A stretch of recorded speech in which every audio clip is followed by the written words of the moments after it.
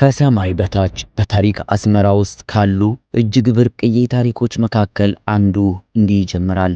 በዚያ ጥንታዊ ዘመን የሰማይ አድማስ በአቧራ ደመና ተሸፍኖ ነበር።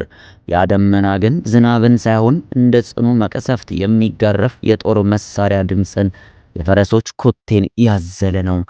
ዓለምን እንደ ሰም የምታቀልጠው የምታረሰውን ምድር ሁሉ በደም የምታጥፈው የአሦር ኃይል እንደ ሰደድ እሳት ወደ ቅድስቲቱ ከተማ ወደ ኢየሩሳሌም ተቃርባ ነበር።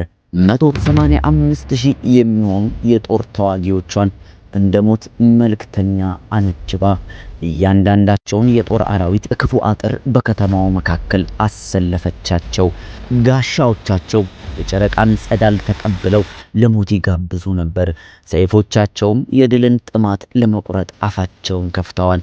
በዚህ በኩል ታሪክን በደም ቀለም ለመጻፍ የተነሳውና የምድር አማልክት የታሉ እያለ በፈጣሪ ላይ የተሳለቀው ትዕቢተኛው ሰናክሬም ቆሟል።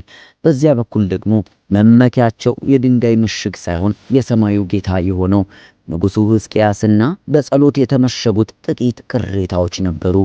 ይህ ትረካ የሰው ክንድ ከእግዚአብሔር ክንድ ጋር የተጋጨበት፣ ትዕቢት በትህትና ፊት የተንበረከከበት እና አንድ ሌሊት ብቻ የዓለምን ኃያላን ወደ በድንነት የለወጠበት አስገራሚ መለኮታዊ ድራማ ነው። የሰሊሆም ውሃ ሲፈስ፣ የኢሳይያስ ትንቢት ሲያስተጋባ፣ በመቅደሱ ወለል ላይ የንጉሥ እንባ ሲፈስ፣ የታሪክ አቅጣጫ እንዴት እንደተቀየረ አብረን እንመለከታለን።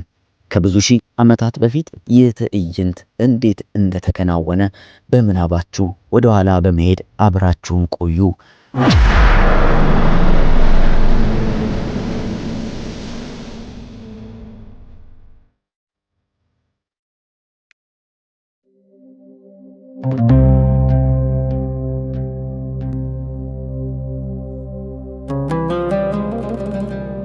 እስቲ ያስቡት 185,000 ተዋጊዎች የዘመኑን እጅግ ኃያል ጦር በተከበበችው ከተማ ላይ በሚቀዳጁት የቅርብ ድል በመተማመን በሰላም ተሸሽገው የነበሩ፣ ጋሻዎቻቸው በጨረቃ ብርሃን ስር ያንጸባረቁ የነበረ፣ ሰይፎቻቸውም የመጨረሻውን ጥቃት ቅጽበት ይጠባበቅ የነበረ፣ እጅግ ብዙ ጦርነቶችን ያሳለፉ የሚፈራው የአሦር ግዛት አንጋፋና ልምድ ያላቸው ወታደሮች ነበሩ። ነገር ግን የታሪክን አካሄድ ለዘላለም የሚቀይር አንድ ያልተለመደ ክስተት በሁኔታው ላይ ሊከሰት ነበር። ዓመቱ በግምት 711 ዓመተ ዓለም አካባቢ ነበር።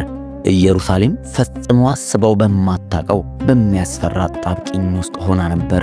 ንጉሥ ሕዝቅያስና ሕዝቡ በከተማዋ ቅጥሮች ውስጥ ተገልለው የማይቀረውን መጨረሻቸውን እየተጠባበቁ ባለበት፣ አቻ በሌለው ጭካኔውና በላቀ የጦርነት ጥበቡ የሚታወቀው የአሦር ግዛት መንግስታትን አንዱን ከሌላው በኋላ ድል እያደረገ በሄደበትም ሁሉ የጥፋትን አሻራ እያተመ መጣ። የነቢዩ ኢሳይያስ ቃላት ለአሦር ወዮለት፣ እርሱ የቁጣዬ በትር ነው፣ በእጁም ያለው በትር መዓቴ ነው የሚለው ቃል በጥንቱ ዓለም እጅግ በሚፈራው ግዛት ላይ እንደ ነጎድጓድ ያስተጋባ የነበረ ቃል ነው። በጤግሮስና በኤፍራጥስ ወንዞች ዳርቻ ዛሬ ሰሜን ኢራቅ በምንለው አካባቢ ጥንታዊውን ዓለም የሚያንቀጠቅጥ ሕዝብ ቆሞ ነበር። ነቢዩ ናሁም ይህንን ጦር ሲመለከት እንዲህ ሲል አስፈሪውን ትዕይንት ገልጾታል። የኃያላኑ ጋሻ ቀይ ነው፣ ወታደሮቹ ደማቅ ቀይ ልብስ ለብሰዋል። በጦርነቱ ቀን ሰረገሎችን እንደ እሳት ይጋትራሉ፣ ጦሮቹንም ይወዘውዛሉ ብሎ በናሁም ምዕራፍ 2 ቁጥር 3 ጀምሮ ይገልጸዋል። ይህ የአሦርን ግዛት ለመቃወም ለደፈረ ለማንኛውም ሕዝብ ደም የሚያቀዘቅዝ አስደንጋጭ ትዕይንት ነበር። ታዲያ ከ705 እስከ 681 ዓመተ ዓለም በነገሰው በንጉሥ ሰናክሬም አገዛዝ ስር ግዛቱ የኃያልና የጨካኔ ከፍተኛ ደረጃ ላይ ደርሶ የነበረበት ወቅት ላይ ነቢዩ ኢሳይያስ እንደገለጸው እንደ ጎርፍ የሚያጥለቀልቅ ነበር። ስለዚህ ጌታ ብርቱ እና ብዙ የሆነውን የኤፍራጥስን ወንዝ ውሃ ማለትም የአሦርን ንጉሥና ክብሩን ሁሉ ያመጣባቸዋል ሲል ይገልጸዋል። ይህ ዝም ብሎ ምሳሌያዊ አነጋገር አልነበረም፣ በታወቁት ምድሮች ላይ ሁሉ የተንሰራፉ ጨካኝ እውነታዎች እንጂ። በይሁዳ ላይ በነገሰ በ14ኛው ዓመት ንጉሥ ሕዝቅያስ የማይቀረውን ፍጻሜ ተጋፈጠው። ቅዱሳት መጻሕፍት እንደሚነግሩን የአሦር ንጉሥ ሰናክሬም በይሁዳ በታጠሩ ከተሞች ላይ ሁሉ ወጥቶ ያዛቸው ይለናል። የይሁዳ ምሽጎች አንድ በአንድ በአሦር ማዕበል ፊት እንደ መጸው ቅጠል መርገፍ ጀመሩ። የአሦር መዲና ነነዌ የኃይሏና የትዕቢቷ ሕያው ምስክር ነበረች። ነቢዩ ዮናስ ነነዌ እጅግ ታላቅ ከተማ ነበረች፣ የእግር መንገዷም 3 ቀን ይፈጅ ነበር ብሎ ይገልጻታል። ይህቺ ነነዌ የተባለች ከተማ መጠኗን እንድንረዳ ያደረገን ዮናስ ከዚህ ግርማ ሞገስ ካለው የከተማዋ በር ሆኖ ሰናክሬም ሰራዊቱን በወታደራዊ ብልህነትና በታቀደ ጭካኔ ይመራ እንደነበር ገልጾልናል። የአሦር መልእክተኞች በስነ ልቦና ማስፈራራት የተካኑ ነበሩ። በቅዱሳት መጻሕፍት ውስጥ ተጠብቀው የሚገኙት ቃላቶቻቸው ስልቶቻቸውን ሁሉ ይገልጣሉ። መሪዎቹን ብቻ ሳይሆን ተራውን ሕዝብ ጭምር ያስፈራሩ ነበር። በሁለተኛው ነገሥት 18ኛው ምዕራፍ 27ኛው ቁጥር ላይ ለኢየሩሳሌም ነዋሪዎች አጸያፊ በሆነ ዛቻ ሲናገሩ እንመለከታለን። ቃላቶቻቸው እንኳን ሽብርን የሚፈጥሩ እጅግ አስከፊ ዕጣ ፈንታን ይገልጹ የነበሩ ሲሆኑ ግዛቱ ቀድሞውኑ የሰሜኑን መንግሥት ድል በማድረግ ኃይሉን አሳይቷል። 10ሩ የእስራኤል ነገዶች በሁለተኛ ነገሥት 17ኛው ምዕራፍ ላይ ከ5ኛው ቁጥር ላይ እንደተመዘገበው ተማርከው እንደተወሰዱ ይገልጽልናል። ለ3 ዓመታት ግን በጽናት የተከላከለችው ሰማርያ በስተመጨረሻ በአሦር የጦር መሳሪያ ተሸነፈች። ነዋሪዎቿም ተሰደዱና ወደ 4ቱም የግዛቱ ማዕዘናት ተበተኑ። ይህ አሦራውያን የተሸነፉ ሕዝቦች ተቃውሞ ለመስበር የተጠቀሙበት የተራራቀ ስልት ነበር። የሰናክሬም ትዕቢት የእስራኤልን አምላክ ከሌሎች አገሮች ጣዖታት ጋር ለማወዳደር በደፈረ ጊዜ ከፍተኛ ደረጃ ላይ ደረሰ። በስድብ የተሞላ ንግግር ሲያደርጉ ባለሥልጣናቱ እንዲህ ብለው ማወጅ ጀመሩ።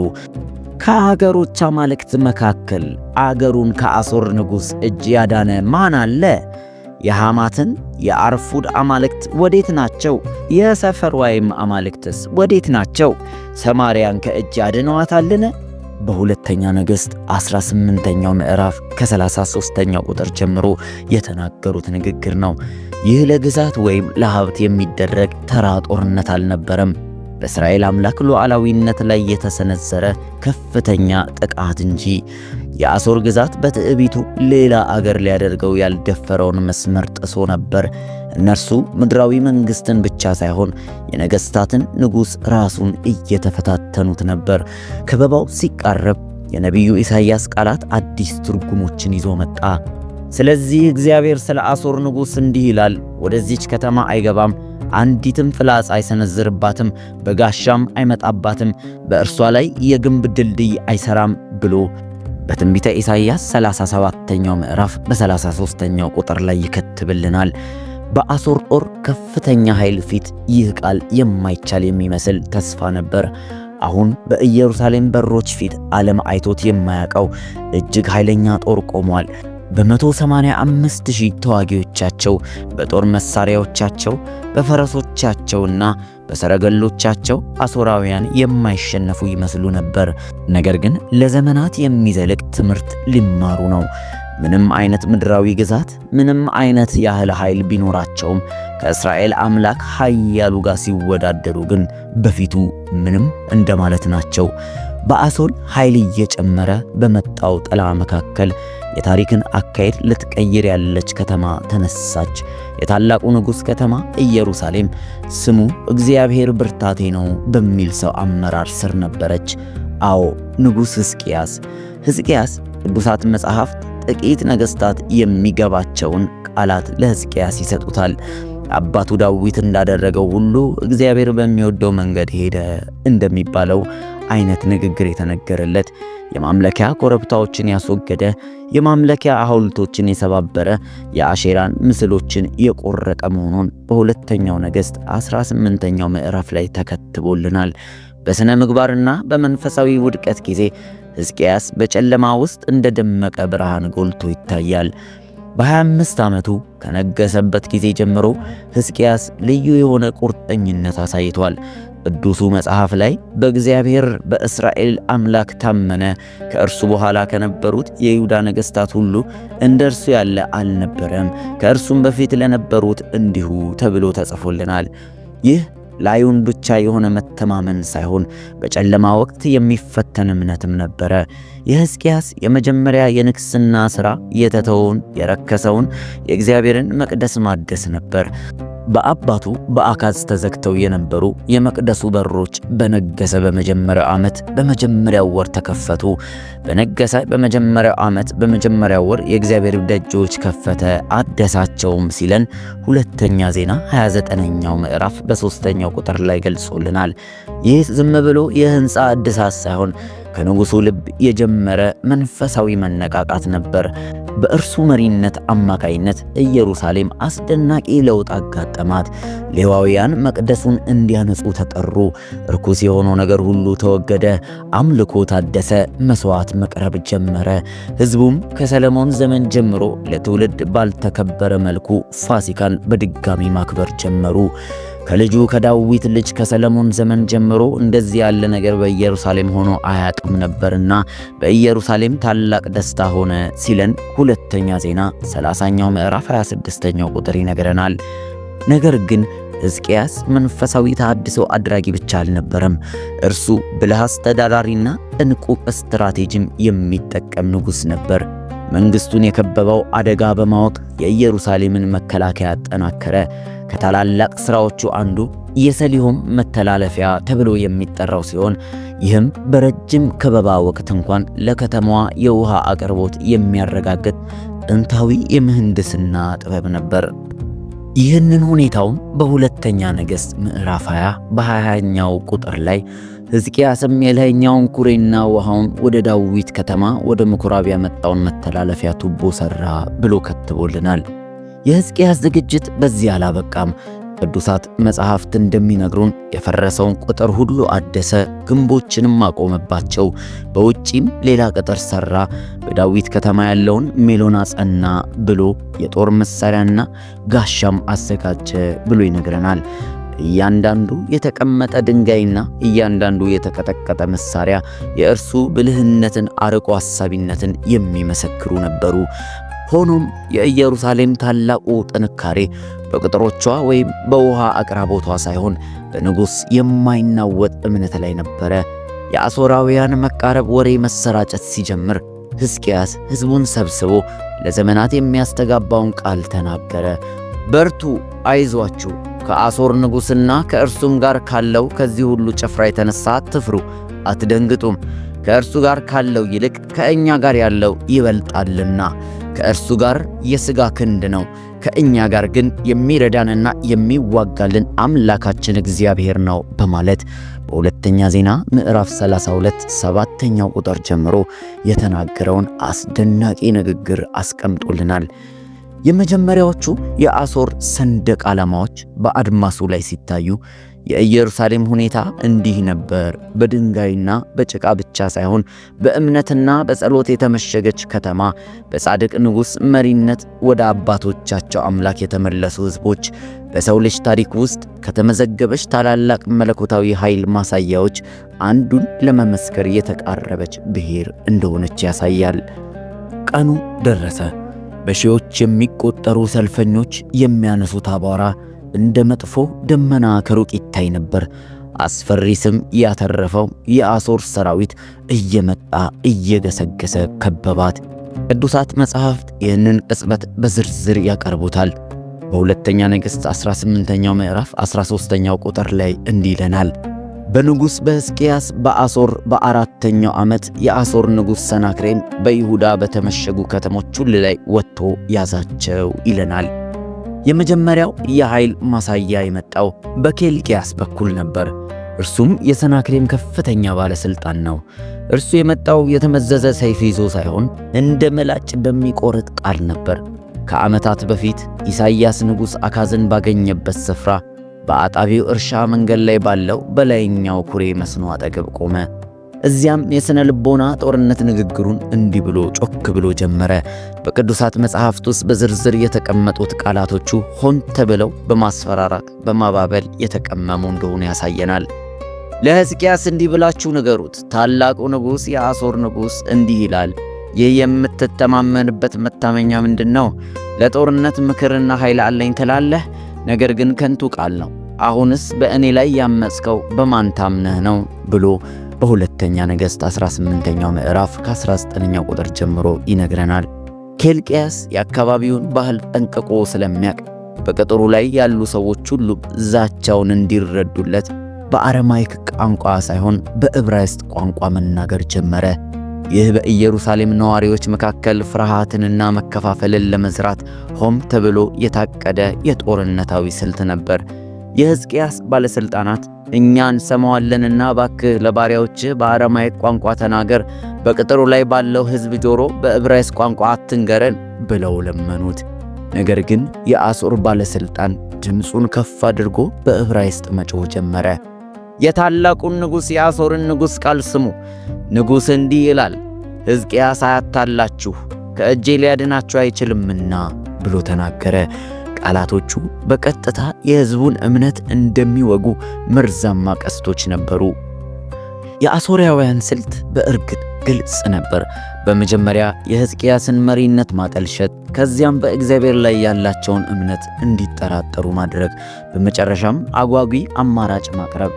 ሕዝቅያስን አትስሙ፣ የአሦር ንጉሥ እንዲህ ይላልና ከኔ ጋር ታረቁ፣ ወደ እኔም ውጡ፣ እያንዳንዳችሁም ከወይናችሁና ከበለሳችሁ ብሉ፣ ከጉድጓዳችሁም ውሃ ጠጡ ብሎ ይህን አባባይ ንግግሩን በሁለተኝነት አቀረበ። እጅግ የስድብ ቃል ያመጣው ኬልቅያስ ሕያው አምላክን ከሌሎች አገሮች የሞቱ ጣዖታት ጋር በማወዳደር በደፈረ ጊዜ ነው። እንዲህ ብሎ ንግግሩን ቀጠለ። በውኑ የአሕዛብ አማልክት ምድራቸውን ከአሦር ንጉሥ እጅ አድነዋልን? የሐማትና የአርፋድ አማልክት ወዴት ናቸው? የሰፈርዋይም አማልክት ወዴት ናቸው? ሰማርያን ከእጄ አድነዋታልን?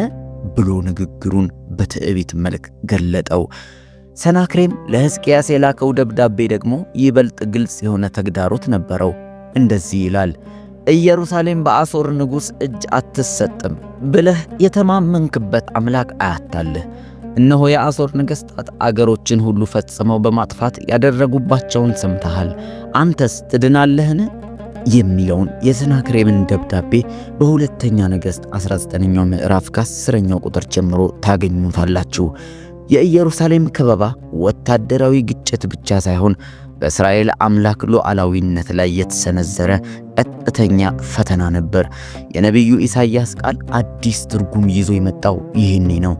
የተሳደብከውንና የሰደብከው ማንን ነው? ድምፅህንስ በማን ቃል ላይ ነው ያነሳኸው? ዓይንህን ወደ ማን ላይ ነው ያደረግከው? በእስራኤል ቅዱስ ላይ ነውን? ብሎ ነቢዩ ኢሳይያስ በትንቢተ ኢሳይያስ 37:23ኛው ላይ መናገሩን ነግሮናል። የኢየሩሳሌም ሕዝብ ምርጫ ተጋረጠባቸው። በሕዝቅያስ በኩል በተሰጠው የእግዚአብሔር ተስፋ መታመን ወይም በአሦራውያን አጓጊ ዛቻና ቃል ኪዳን እጅ መስጠት። የኬልቅያስ ቃላት የጥርጣሬ ዘር ዘርተው ነበር። ሕዝቅያስ እግዚአብሔር ያድነናል እያለ አያታላችሁ፣ በውኑ የአሕዛብ አማልክት አገራቸውን ከአሦር እጅ አላዳኑም ብሎ ያስፈራራቸው ሕዝቡ ልብ ውስጥ ስንቅር ያሉ ይመስላል። ንጉሡ አትመልሱለት ብሎ አዞ ነበርና ሕዝቡ ዝም አሉ፣ አንዲትም ቃል አልመለሱም። ይህ ዝምታ ከማንኛውም መልስ በላይ የሚናገር በእግዚአብሔር የመታመን ዝምታ ነበር። የአሦር ዛቻ ከማዕበል በፊት እንዳለ ጥቁር ደመና በኢየሩሳሌም ላይ አንዣቦ ነበር። ነገር ግን በከተማዋ ቅጥሮች ውስጥ ንጉሡና ሕዝቡ በሰው ልጅ ታሪክ ውስጥ ከተመዘገቡት ታላላቅ መለኮታዊ ኃይል መገለጫዎች አንዱን ሊለማመዱ ነበር። የአሦርን ዛቻ ሲሰማ የሕዝቅያስ ምላሽ የእውነተኛ የእግዚአብሔር ሰው ማንነትን ይገልጣል። እንደዚህ ብሎ በሁለተኛ ነገሥት 19ኛው ምዕራፍ ላይ ይጀምርልናል። ንጉሡም ሕዝቅያስ ይህን በሰማ ጊዜ ልብሱን ቀደደ፣ ማቅም ለበሰ፣ ወደ እግዚአብሔርም ቤት ገባ ይለዋል። ይህ የተስፋ መቁረጥ ምልክት ሳይሆን ጥልቅ የሆነ የትሕትና እና በእግዚአብሔር የመተማመን ተግባር ነበር። ልዩነቱ ከዚህ በላይ ሊጎላ አይችልም። በአንድ በኩል በወታደራዊ ኃይሉና በታላቅነቱ የሚታመነው ትዕቢተኛው የአሦር ግዛት፣ በሌላው ደግሞ ሙሉ በሙሉ በእርሱ ላይ ጥገኛ መሆኑን አምኖ በጽንፈ ዓለሙ አምላክ ፊት የሚንበረከከው የንጉሥ ሕዝቅያስ ታሪክ ነው። ቅዱሳት መጻሕፍት ሕዝቅያስ ጸሎት ብቻ ሳይሆን ልቡን በእግዚአብሔር ፊት እንዳፈሰሰ ያሳዩናል። ሕዝቅያስ በጥበብ ከፍተኛ ባለሥልጣናቱን ማቅ አስለብሶ ወደ ነቢዩ ኢሳይያስ ላከ። ለኢሳይያስም እንዲህ አሉት፣ ሕዝቅያስ እንዲህ ይላል፣ ይህ ቀን የመከራና የተግሣጽ የውርደትም ቀን ነው። ሕፃናት የሚወለዱበት ጊዜ ደርሷል፣ ለመውለድ ግን ኃይል የለም ብሎ ሐሳቡን ገለጸ። ሕዝቅያስ በመቅደስ ውስጥ የጸለየው ጸሎት በመጽሐፍ ቅዱስ ውስጥ ካሉ እጅግ ልብ የሚነኩ ታሪኮች አንዱ ሆነ። ከሰናክሬም የመጣው የዛቻ ደብዳቤ በእግዚአብሔር ፊት ዘረጋውና ይህም በእግዚአብሔር ላይ ያለውን ፍጹም እምነት በማሳየት ምሳሌያዊ ተግባር እያደረገ ቃላቶቹ የትግሉን እውነተኛ ባህሪ በሚገባ እንደተረዳ እያሳየ በኪሩቤል ላይ የምትቀመጥ የእስራኤል አምላክ የሰራዊት ጌታ እግዚአብሔር ሆይ አንተ ብቻ የምድር መንግሥታት ሁሉ አምላክ ነህ።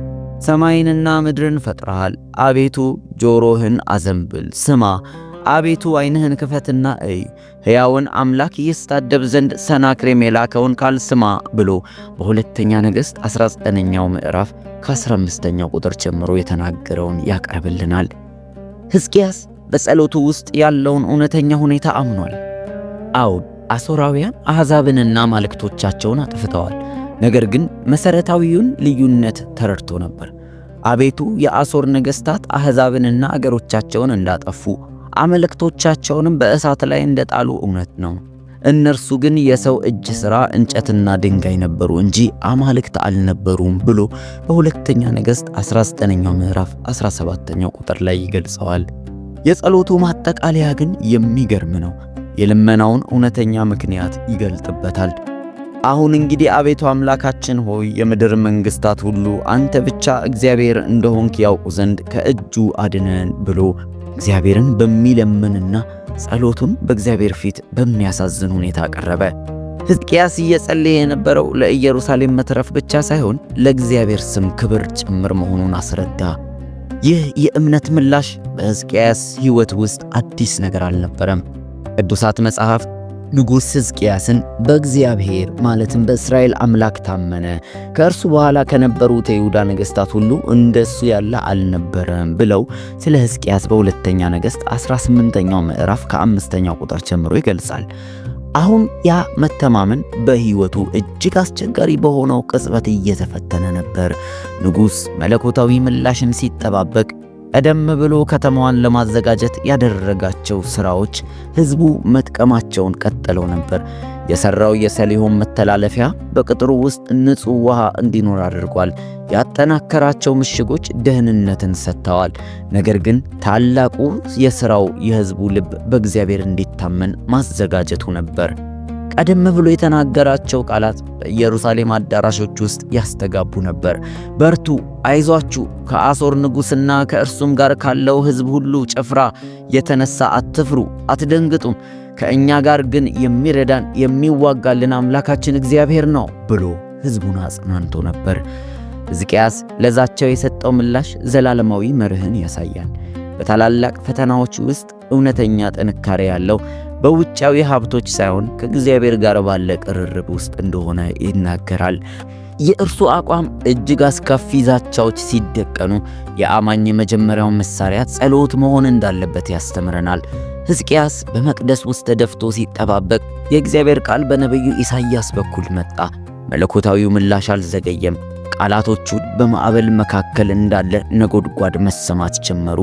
ነቢዩ ኢሳይያስ በሁለተኛ ነገሥት 19ኛው ምዕራፍ 20ኛው ቁጥር ላይ እንዲህ ብሎ ለሕዝቅያስ ተናገረ። እግዚአብሔር ስለ አሦር ንጉሥ እንዲህ ይላል፣ ወደዚች ከተማ አይገባም፣ አንዲትም ፍላጻ አይሰነዝርባትም አለ። ቀጥሎ የመጣው በቅዱሳት መጻሕፍት ውስጥ ከተመዘገቡ እጅግ ኃያል ትንቢቶች አንዱ ነው። በኢሳይያስ በኩል እግዚአብሔር በመጀመሪያ ራሱን በአሦር ግዛት ትዕቢት ላይ አቀና። እግዚአብሔር የጦረኞችን ሁሉ ትዕቢት በነፋስ እንደሚበትን ትቢያ አድርጌዋለሁ ብሎ ነበር። ይህ አስገራሚ ለውጥ ነው። በአሦራውያን ምሕረት ስር የነበረችው ከተማ አሁን እነርሱን እንደምትሳለቅባቸው ተደርጋ ተሳለች። በከተሞች ላይ ትላንትና ድል ሲያደርግ የነበረውን ሰናክሬምን እግዚአብሔር በሚያሳምም ቃል እውነተኛ የኃጢአት ማንነቱን አጋለጠው። የተሳደብከው ማንን ነው? ድምፅህን ያነሳኸው በማን ላይ ነው? ዓይንህንስ በማን ላይ አነሳህ? በእስራኤል ቅዱስ ላይ አይደለምን ብሎ በሚያስፈራ ንግግሩ እግዚአብሔር በሁለተኛ ነገሥት 19ኛው ምዕራፍ 22ኛው ቁጥር ላይ በነቢዩ በኢሳይያስ አማካኝነት ተናገረው። የአሦር ንጉሥ አንዲትን ከተማ ብቻ ሳይሆን ራሱን እግዚአብሔርን ተገዳድሮ ነበረ። ትንቢቱም የአሦርን ትዕቢት አንድ በአንድ እየሰባበረ ቀጠለ። በመልእክተኞቼ እጅ ጌታን ተሳድበሃልና እንዲህም ብለሃል፣ በሰረገሎቼ ብዛት ወደ ተራሮች ከፍታ ወደ ሊባኖስ ዳርቻ ወጥቻለሁ፣ ረጃጅሞቹን ዝግባዎች የተመረጡትንም ጥዶች ቆርጫለሁ፣ ወደ ሩቁ ማደሪያውና ወደ ጥቅጥቅ ጫካው ገብቻለሁ ብሎ በሁለተኛ ነገሥት 19ኛው ምዕራፍ 23ኛው ቁጥር ላይ ይናገራል። ነገር ግን ቀጥሎ አስገራሚ መገለጥ መጣ። የአሦር ኃይልና ድሎች ሁሉ በእውነቱ የመለኮታዊው ዕቅድ አካል ነበሩ። ያደረግኩትን አልሰማህምን? ከአሮጌ ዘመን ጀምሬ ያዘጋጀሁትን አሁን አደረግኩት። አንተም የተመሸጉትን ከተሞች የፈረሰ ክምር ታደርግ ዘንድ ሰጠሁ። ስለዚህ የምትኖሩባቸውን ሰዎች ኃይላቸውን ደክሞ ነበረ ብሎ እግዚአብሔር በኢሳይያስ በኩል ዝርዝር የሆነ ፍርዱን ገለጠ። ለካ ሰናክሬም ያልተረዳው፣ ሰናክሬም ኃይል ያገኘው፣ ሌሎቹም የደከሙት በእግዚአብሔር ሉዓላዊ ዕቅድ ውስጥ መሆኑን ረስቶ ነበረ። ስለዚህ እግዚአብሔር ስለ አሦር ንጉሥ እንዲህ ይላል ብሎ ነቢዩ ንግግሩን ቀጠለ። ወደዚች ከተማ አይገባም፣ አንዲትም ፍላጻ አይሰነዝርባትም፣ በጋሻም አይመጣባትም፣ በእሷም ላይ የግንብ ድልድይ አይሰራም፣ የመጣበት መንገድ በዚያው ይመለሳል ይላል እግዚአብሔር ብሎ በሚቀጥሉት ቁጥሮች ተናገረ። ትንቢቱ የኢየሩሳሌምን ጥበቃ ብቻ ሳይሆን መለኮታዊው ቃል እውነት መሆኑን የሚያረጋግጥ ምልክት አካቶ ነበር።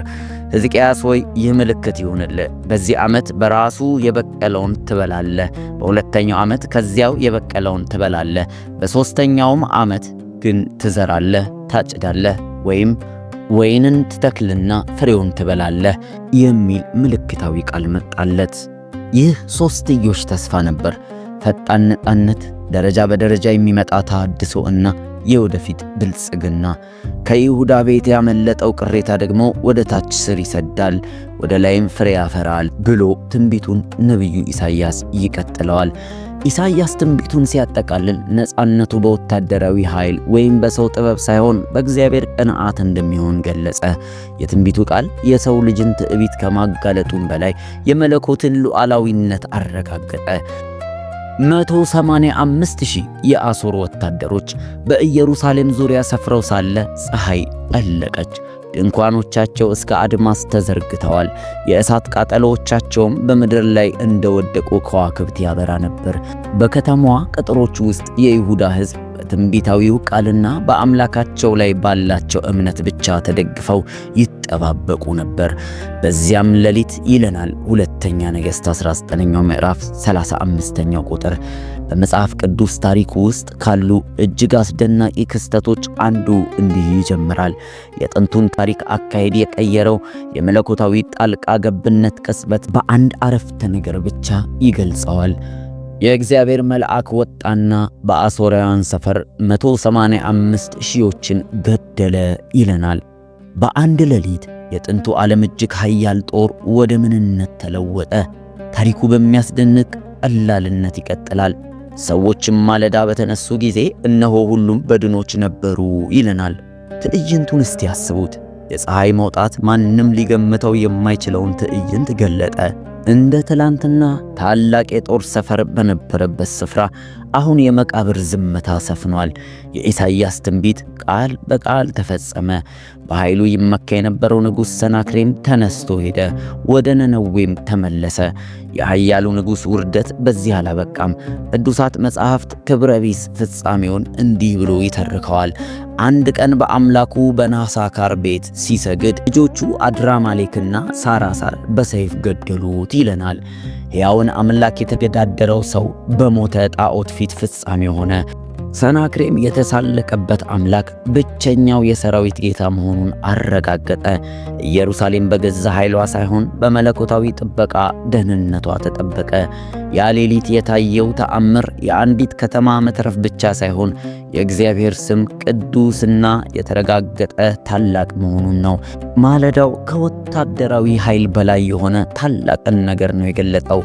ይህም የሕያው አምላክ ኃይል በሞቱ ጣዖታት ላይ ትሕትና በትዕቢት ላይ እምነት ደግሞ በፍርሃት ላይ ድል ማድረጋቸውን ነበር። የኢየሩሳሌም ሕዝብ የጠላትን ሽንፈት ብቻ ሳይሆን ተስፋውን የሚጠብቀውን የአምላክ ታማኝነት አዩ። ይህ የኢየሩሳሌም ተአምራዊ ነፃነት በመጽሐፍ ቅዱስ ገጾች ላይ ብቻ የተመዘገበ አይደለም። ዓለማዊ ታሪክ በአርኪኦሎጂያዊ ግኝቶች፣ በጥናታዊ መዝገቦች በኩል ይህንን ክስተት ያረጋግጣሉ። ከታላላቅ ግኝቶች አንዱ የሰናክሬም ፕሪዝም ነው። በአሁኑ ጊዜ በቺካጎ የምስራቃዊ ኢንስቲትዩት የሚገኘው ይህ የሸክላ ቅርጽ ንጉሥ በይሁዳ ላይ ስላደረገው ዘመቻ ይተርካል። ጽሑፎች እንደሚያሳዩት ንጉሥ ሕዝቅያስን በኢየሩሳሌም እንደ ወፍ በረት ውስጥ ዘግቸው ነበር ይለናል። ከተማዋን ስለመቆጣጠሩ ምንም አይነት ነገር አይናገርም። ድሎቹን በጥንቃቄ ለሚመዘግብ ንጉሥ ይህ ዝምታ ታላቅ ምስክርነት አለው። ማለትም ይህ በታሪክ የምናየው እውነታ ከመጽሐፍ ቅዱስ ሁለተኛ ነገሥት 19ኛው ምዕራፍ ጋር ፍጹም የሚስማማ ነገር ነው። ግሪካዊው የታሪክ ምሁር ሄሮዶተስም በአሦር ሰራዊት ላይ በድንገት ስለደረሰ ጥፋት የሚጠቅስ ዘገባ አለው። ምንም እንኳን ዝርዝሩ ቢለይም አንድ ገለልተኛ ምንጭ በአሦር ሰራዊት ላይ በሌሊት የደረሰን ድንገተኛ ጥፋት ማረጋገጡ ትልቅ ትርጉም አለው። እንዲሁም ሰናክሬም በገዛ ልጆቹ መገደሉን የባቢሎን ዜና መዋዕል በማረጋገጥ የመጽሐፍ ቅዱስን ታሪክ ትክክለኝነት ይመሰክርልናል። በኢየሩሳሌም የተደረጉ ቁፋሮችም ሕዝቅያስ ለከበባው ያደረገውን ዝግጅት በተለይም በሁለተኛ ነገሥት 20ኛው ምዕራፍ 20ኛው ቁጥር ላይ የተጠቀሰውን አስደናቂውን የሰሊሆምን መተላለፊያ አረጋግጠዋል። በጠንካራ ድልድይ ውስጥ ተቆፍሮ የተሰራው ይህ የምህንድስና ጥበብ ዛሬም ድረስ ሊጎበኝ ይችላል። እነዚህ ታሪካዊ ማስረጃዎች ጥንታዊውን እውነት ማረጋገጣቸውን እንደቀጠሉ ነው።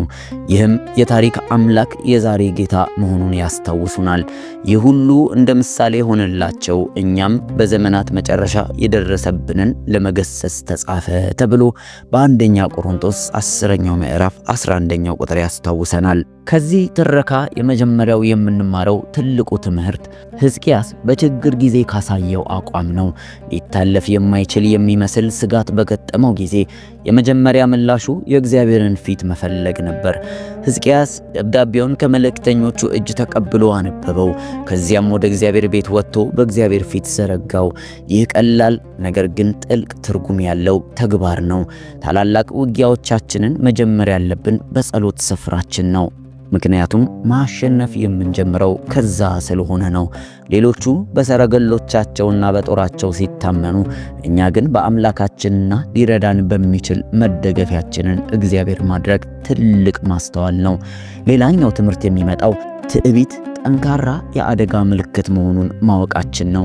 በምሳሌ መጽሐፍ 16ኛው ምዕራፍ በ18ኛው ቁጥር ላይ ጥፋት ትዕቢትን፣ ውድቀትም ኩሩ መንፈስን ይቀድማል ተብሎ እንደተጻፈው ሰናክሬም ምድራዊ መንግስትን መቃወም ብቻ ሳይሆን ሕያው እግዚአብሔርን ለመሳደብ ደፈረ።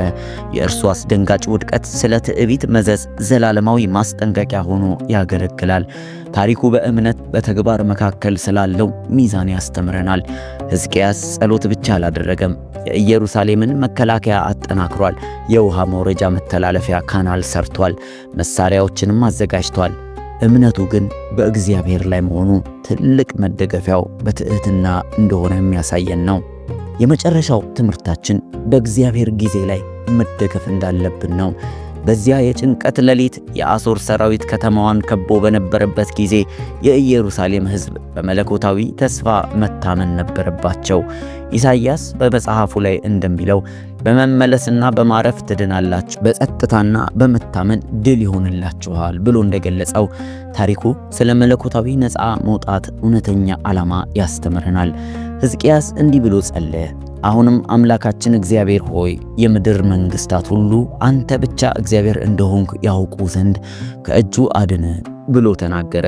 ይህ የሚያሳየው የእኛ ነፃ መውጣት ለራሳችን ጥቅም ብቻ ሳይሆን ስለ እግዚአብሔር ክብርም የሚናገር ነው። ታሪኩን ስናጠቃልለው በሁለት ኃይሎች መካከል የተደረገውን ግጭት አየን። በወቅቱ ታላቅ የነበረው ምድራዊ ግዛት እና ሁሉን ቻይ የሆነው አምላክ በአንድ በኩል 185,000 ወታደሮችን፣ የጦር ሰረገላዎችንና የማይሸነፍ የሚመስል ዝና የነበራቸውን ኃያላን፣ በሌላ በኩል ደግሞ ለመንበርከክ የተዘጋጀ ንጉሥ፣ የእግዚአብሔርን ቃል ለመናገር የደፈረ ነቢይና ለመታመን የወሰነ ሕዝብን ነበር። በዚህ ታሪክ ጠዋት ፀሐይ ስትወጣ የአሦር ሰፈር በሬሳዎች ተሸፍኖ ሲታይ የታየው ወታደራዊ ድል ብቻ ሳይሆን የእምነት ጽድቅ ነበር።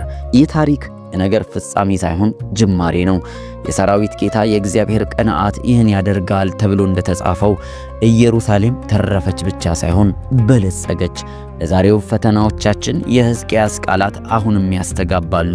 በርቱ፣ ጨክኑም፣ አምላካችሁ እግዚአብሔር ከእናንተ ጋር ነውና አትፍሩ፣ አትደንግጡም፣ እርሱ ስለ እናንተ ይዋጋል የሚለው ንግግሩ ምንም አይነት ሁኔታ ለእግዚአብሔር አይሳነውም። ጌታ እግዚአብሔር ሆይ እነሆ አንተ ሰማይና ምድርን በታላቅ ኃይልህ በተዘረጋች ክንድ ፈጥረሃል፣ ለአንተ የሚሳነ ነገር የለም ተብሎ ተጽፏል። የመጨረሻው ትምህርት ግልጽ ነው። እግዚአብሔር ስለ ራሱና ስለ ባሪያው ስለ ዳዊት ኢየሩሳሌምን እንደተከላከለ ዛሬም በእርሱ ለሚታመኑት ጥበቃው ይቀጥላል። ምድር ብትናወጥ ተራሮችም ወደ ባህር ልብ ቢጣሉ በዚያ አንፈራም። ምክንያቱም ኢየሩሳሌምን ያዳነ ያው አምላክ መጠጊያችንና ኃይላችን ነው። በችግር ጊዜ የቅርብ ረዳታችን ነው። ይህ ታሪክ በትውልዳችን ውስጥ መነሳሳትን ይፈጥራል። በመንፈሴ እንጂ በኃይልና በብርታት አይደለም ያለውን እግዚአብሔር ክብርና ምስጋና ይድረሰው። በእርግጠኝነት ይህንን ትረካና መልእክት የሰማችሁ በልባችሁ ውስጥ የእግዚአብሔርን ብርቱ እጅ ማድረግ የሚችለውን ጽኑ ኃይሉን እንደምትማሩበት አንጠራጠርም። አዎ እግዚአብሔር ለአንተ ስል፣ እግዚአብሔር ለአንቺ ስል ሰማያትን ያናውጣል፣ ኃይሉን ይገልጣል፣ ምድርን ያንጎዳጉዳል።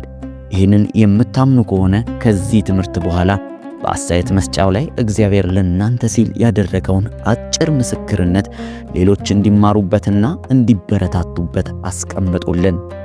በተረፈ በዚህ ቻናል እንዲህ ያሉ መለኮታዊ ሚስጥራትን የያዙ አስደናቂ የመጽሐፍ ቅዱስ ታሪኮችን ወደ እናንተ ይዘን የምንመጣበት ስለሆነ ካሁኑ ሰብስክራይብ በማድረግና አዳዲስ መልእክቶችን በምንለቅበት ጊዜ ቀድመው ወደ እናንተ እንዲደርሱ የደውሏን ምልክት በመጫን ሁልጊዜ ከኛ ጋር በመከታተል ድጋፋችሁን አሳዩን። የሚማር ካለ አዎ በእርግጥ ብዙ የተጻፉና የተነገሩ የተደረጉ ትምህርት አለ። እግዚአብሔር ትላንትናም ዛሬም እስከ ለዘላለም ያው ነው። መልካም ቀን።